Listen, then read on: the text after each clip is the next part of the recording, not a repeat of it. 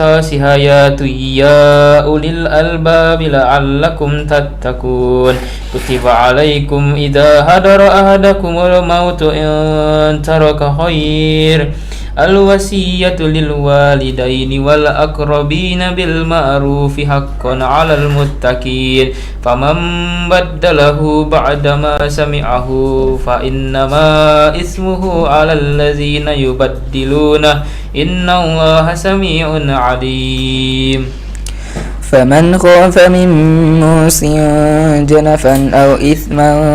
فأصلح بينكم فلا إثم عليه إن الله غفور رحيم يا أيها الذين آمنوا كتب عليكم الصيام كما كتب على الذين من قبلكم لعلكم تتقون أياما معدودات فمن كان منكم مريضا أو على سفر فعدة من أيام أخر وعلى الذين يطيقونه فدية طعام مسكين فمن تطوع خيرا فهو خير له وأن تصوموا خير لكم إن كنتم تعلمون شهر رمضان الذي أنزل فيه القرآن هدى للناس وبينات من الهدى والفرقان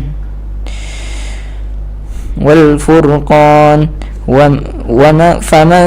شهد منكم الشهر فليصم ومن كان مريضا أو على سفر فعدة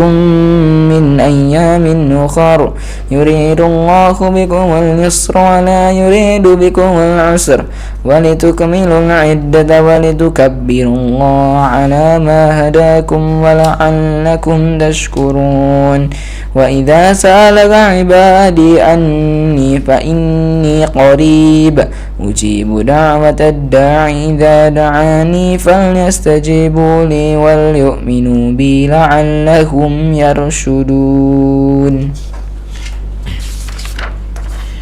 أحل لكم ليلة الصيام الرفث إلى نسائكم هن لباس لكم وأنتم لباس لهن علم الله أنكم كنتم تختانون أنفسكم فتاب عليكم وعفى عنكم فالآن باشروهن وابتغوا ما كتب الله لكم وكلوا واشربوا حتى يتبين لكم الخيط الأبيض من الخيط الأسود من الفجر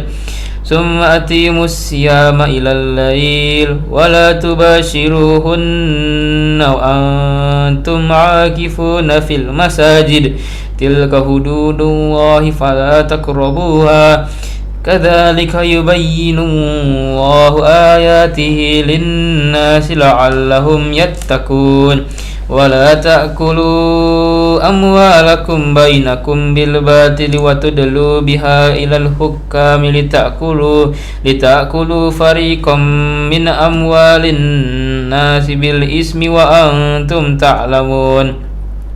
يسألونك عن الأهلة قل هي مواقيت للناس والحج وليس البر بأن تأتوا البيوت من ظهورها ولكن البر من اتقى وأتوا البيوت من أبوابها واتقوا الله لعلكم تفلحون وقاتلوا في سبيل الله الذين يقاتلونكم ولا تعتدوا إن الله لا يحب المعتدين وقتلوهم حيث ثقفتموهم وأخرجوهم من حيث أخرجوكم والفتنة أشد من القتل ولا تقاتلوهم عند المسجد الحرام حتى يقاتلوكم فيه فإن قاتلوكم فاقتلوهم كذلك جزاء الكافرين فإن انتهوا فإن الله غفور رحيم وقاتلوهم حتى لا تكون فتنة ويكون الدين لله فإن انتهوا فلا عدوان إلا على الظالمين الشهر الحرام بالشهر الحرام والحرمات قصاص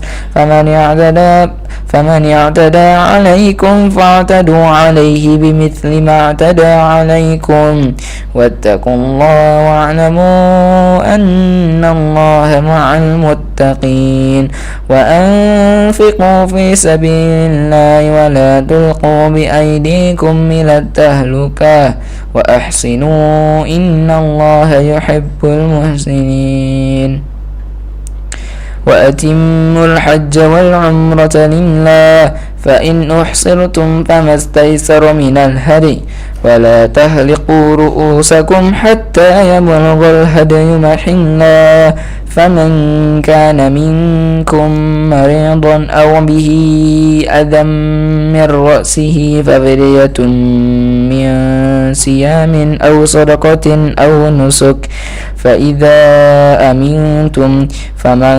تمتع بالعمرة إلى الحج فما استيسر من الهدي فمن لم يجد فصيام 3 أيام في الحج و7 إذا رجعتم تلك 10 كاملة ذلك لمن لم يكن أهله حاضر المسجد الحرام واتقوا الله واعلموا أن الله شديد العقاب الحج أشهر معلومات فمن فرض فيهن الحج فلا رفث ولا فسوق ولا جدال في الحج وما تفعلوا من خير يعلمه الله وتزودوا فإن خير الزاد التقوى واتقون يا أولي الألباب ليس عليكم جناح أن تبتغوا فضلا من ربكم فإذا أقضيتم من عرفات فاذكروا الله عند المشعر الحرام واذكروه كما هداكم وإن كنتم من قبله لمن الضالين ثم أفيدوا من حيث أفاد الناس واستغفروا الله إن الله غفور رحيم فإذا قضيتم مناسككم فاذكروا الله كذكركم آباءكم أو أشد ذكرا فمن الناس من يقول ربنا آتنا في الدنيا وما له في الآخرة من خلاق ومنهم من يقول ربنا آتنا في الدنيا حسنة وفي الآخرة حسنة وقنا عذاب النار أولئك لهم نصيب مما كسبوا والله سريع الحساب واذكروا الله في أيام معدودات فمن تعجل في يومين فلا إثم عليه ومن تأخر فلا إثم عليه لمن اتقى واتقوا الله واعلموا أنكم إليه تحشرون ومن الناس من يعجبك قوله في الحياة الدنيا ويشهد الله على ما في قلبه وهو ألد الخصام وإذا تولى سعى في الأرض ليفسد فيها ويهلك الحرث والنسل والله لا يحب الفساد وإذا قيل له اتق الله أخذته العزة بالإثم فحسبه جهنم ولبئس المهاد ومن الناس من يشري نفسه ابتغاء مرضات الله والله رؤوف بالعباد يا أيها الذين آمنوا ادخلوا في السلم كافة ولا تتبعوا خطوات الشيطان إنه لكم عدو مبين فإن زللتم من بعد ما جاءتكم البينات فاعلموا أن الله عزيز حكيم هل ينظرون إلا أن يأتيهم الله في ظلل من الغمام والملائكة وقضي الأمر وإلى الله ترجع الأمور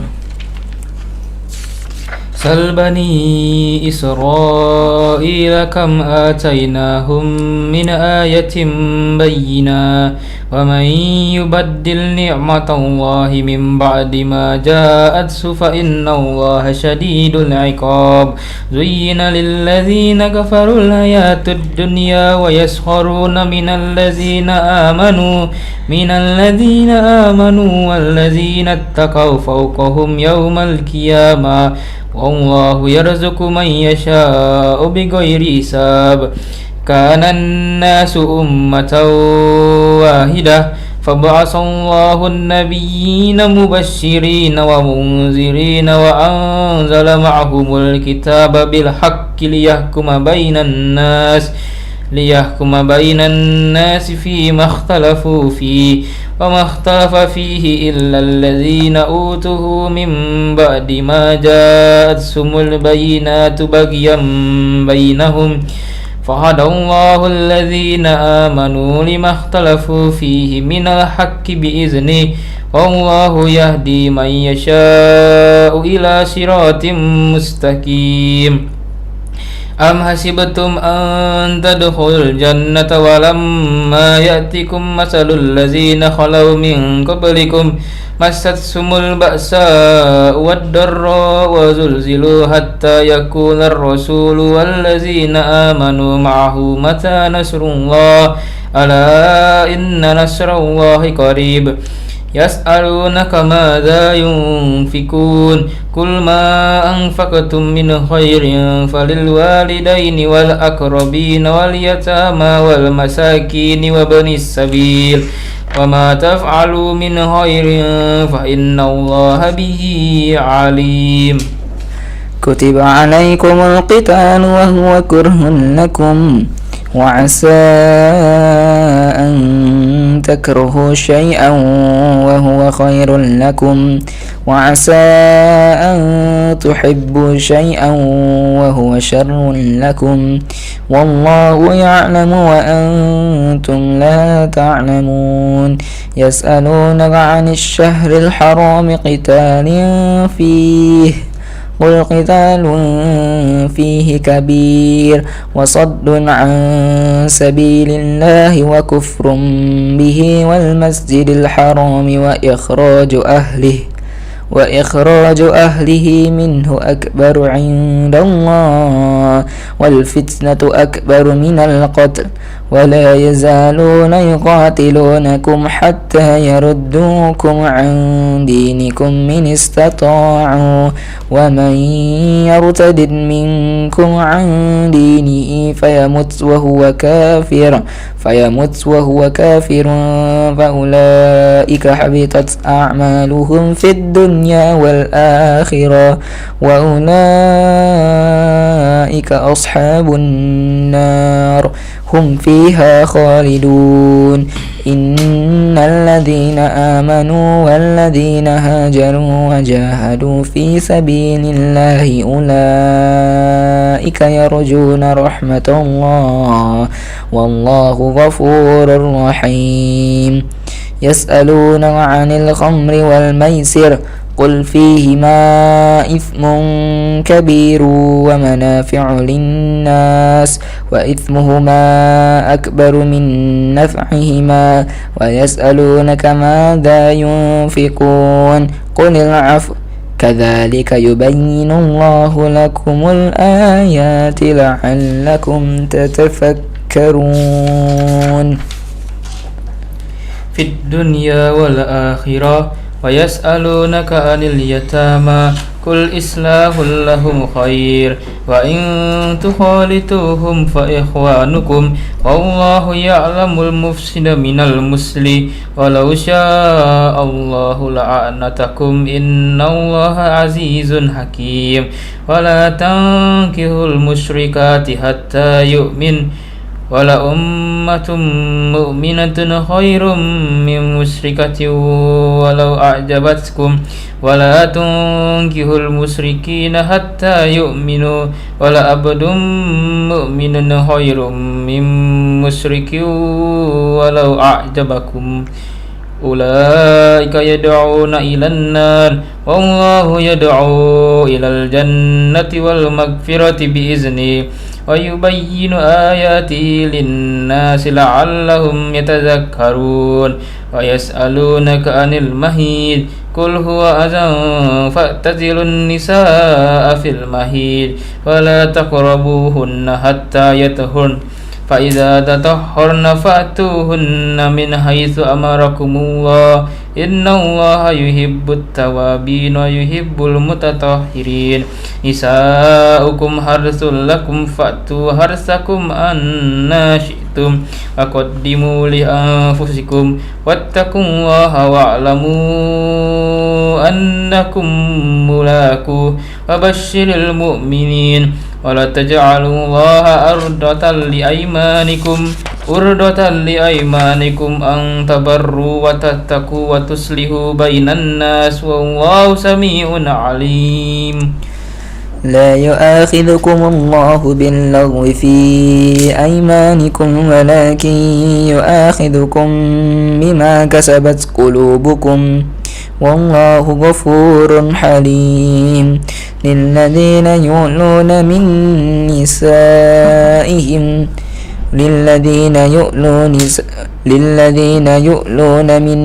نسائهم تربص 4 أشهر فإن فاءوا فإن الله غفور رحيم وإن عزموا الطلاق فإن الله سميع عليم والمطلقات يتربصن بأنفسهن 3 قروء ولا يحل لهن أن يكتمن ما خلق الله في أرحامهن إن كن يؤمن بالله واليوم الآخر وبعولتهن أحق بردهن في ذلك إن أرادوا إصلاحا ولهن مثل الذي عليهن بالمعروف وللرجال عليهن درجة والله عزيز حكيم الطلاق 2 فإمساك بمعروف أو تسريح بإحسان ولا يحل لكم أن تأخذوا مما آتيتموهن شيئا إلا أن يخافا ألا يقيما حدود الله فإن خفتم ألا يقيما حدود الله فلا جناح عليهما فيما افتدت به تلك حدود الله فلا تعتدوها ومن يتعد حدود الله فأولئك هم الظالمون فإن طلقها فلا تحل له من بعد حتى تنكح زوجا غيره فإن طلقها فلا جناح عليهما أن يتراجعا إن ظنا أن يقيما حدود الله وتلك حدود الله يبينها لقوم يعلمون وإذا طلقتم النساء فبلغن أجلهن فأمسكوهن بمعروف أو سرحوهن بمعروف ولا تمسكوهن ضرارا لتعتدوا ومن يفعل ذلك فقد ظلم نفسه ولا تتخذوا آيات الله هزوا واذكروا نعمة الله عليكم نعمة الله عليكم وما أنزل عليكم من الكتاب والحكمة يعظكم به واتقوا الله واعلموا أن الله بكل شيء عليم وإذا طلقتم النساء فبلغن أجلهن فلا تعدلوهن أن ينكهن أزواجهن إذا تراضوا بينهم بالمعروف ذلك يوعظ به من كان منكم يؤمن بالله واليوم الآخر ذلكم أزكى لكم وأطهر والله يعلم وأنتم لا تعلمون والوالدات يرضعن أولادهن حولين كاملين لمن أراد أن يتم رضاعه وعلى المولود له رزقهن وكسوتهن بالمعروف لا تكلف نفس إلا وسعها لا تضار والدة بولدها ولا مولود له بولده وعلى الوارث مثل ذلك فإن أراد فصالا عن تراض منهما وتشاور فلا جناح عليهما وإن أردتم أن تسترضعوا أولادكم فلا جناح عليكم إذا سلمتم ما آتيتم بالمعروف واتقوا الله واعلموا أن الله بما تعملون بصير والذين يتوفون منكم ويذرون أزواجا يتربصن بأنفسهن 4 أشهر وأشرا فإذا بلغن أجلهن فلا جناح عليكم فيما فعلن في أنفسهن بالمعروف والله بما تعملون خبير ولا جناح عليكم فيما عرضتم به من خطبة النساء أو أكننتم في أنفسكم علم الله أنكم ستذكرونهن ولكن لا تواعدوهن سرا إلا أن تقولوا قولا معروفا ولا تعزموا عقدة النكاح حتى يبلغ الكتاب أجله واعلموا أن الله يعلم ما في أنفسكم فاحذروه واعلموا أن الله غفور حليم لا جناح عليكم إن طلقتم النساء ما لم تمسوهن أو تفرضوا لهن فريضة ومتعوهن على الموسع قدره وعلى المقتر قدره متاعا بالمعروف حقا على المحسنين وإن طلقتموهن من قبل أن تمسوهن وقد فرضتم لهن فريضة فنصف ما فرضتم إلا أن يعفون أو يعفو الذي بيده عقدة النكاح وأن تعفوا وقربوا للتقوى ولا تنسوا الفضل بينكم إن الله بما تعملون بصير حافظوا على الصلوات والصلاة الوسطى وقوموا لله قانتين فإن خفتم فرجالا أو ركبانا فإذا أمنتم فاذكروا الله كما علمكم ما لم تكونوا تعلمون والذين يتوفون منكم ويذرون أزواجا وصية لأزواجهم متاعا إلى الحول غير إخراج فإن خرجن فلا جناح عليكم فيما فعلن في أنفسهن من معروف والله عزيز حكيم وللمطلقات متاع بالمعروف حقا على المتقين كذلك يبين الله لكم آياته لعلكم تعقلون ألم تر إلى الذين خرجوا من ديارهم وهم ألوف حذر الموت فقال لهم الله موتوا ثم أحياهم إن الله لذو فضل على الناس ولكن أكثر الناس لا يشكرون وقاتلوا في سبيل الله واعلموا أن الله سميع عليم من ذا الذي يقرض الله قرضا حسنا فيضاعفه له أضعافا كثيرا والله يقبض ويبسط وإليه ترجعون ألم تر إلى الملأ من بني إسرائيل من بعد موسى إذ قالوا لنبي له ابعث لنا ملكا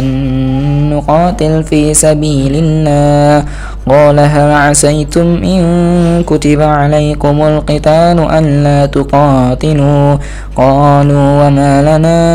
ألا نقاتل في سبيل الله وقد أخرجنا من ديارنا وأبنائنا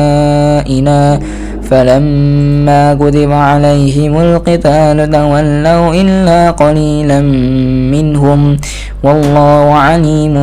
بالظالمين وقال لهم نبيهم إن الله قد بعث لكم طالوت ملكا قالوا أنى يكون له الملك علينا ونحن أحق بالملك منه ولم يؤت سعة من المال قال إن الله اصطفاه عليكم وزاده بسطة في العلم والجسم والله يؤتي ملكه من يشاء والله واسع عليم وقال لهم نبيهم إن آية ملكه أن يأتيكم التابوت في سكينة من ربكم وبقية مما ترك آل موسى وآل هارون تحمله الملائكة إن في ذلك لآية لكم إن كنتم مؤمنين فلما فصل طالوت بالجنود قال إن الله مبتليكم بنهر فمن شرب منه فليس مني ومن لم يطعمه فإنه مني إلا من اغترف غرفة بيده فشربوا منه إلا قليلا منهم فلما جاوزه والذين آمنوا معه قالوا لا طاقة لنا اليوم بجالوت وجنوده قال الذين يظنون أنهم ملاقو الله كم من فئة قليلة غلبت فئة كثيرة بإذن الله والله مع الصابرين ولما برزوا لجالوت وجنوده قالوا ربنا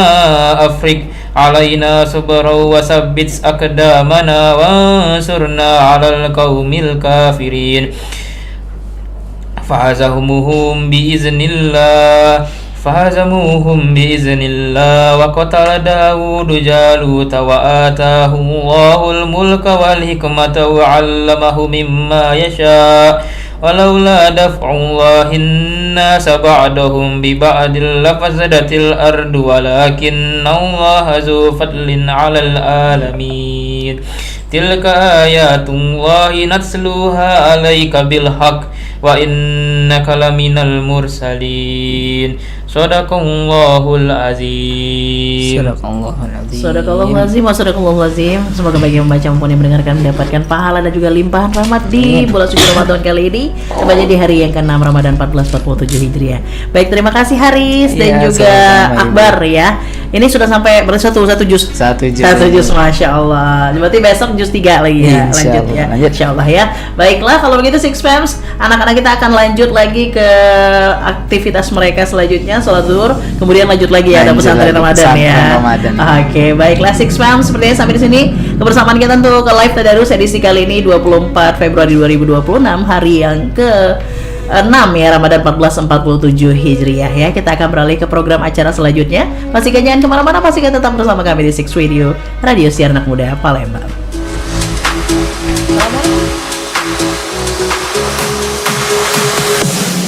Disiarkan secara langsung dari lantai 2 Gedung D SMA Negeri 6 Palembang. Inilah dia, Radio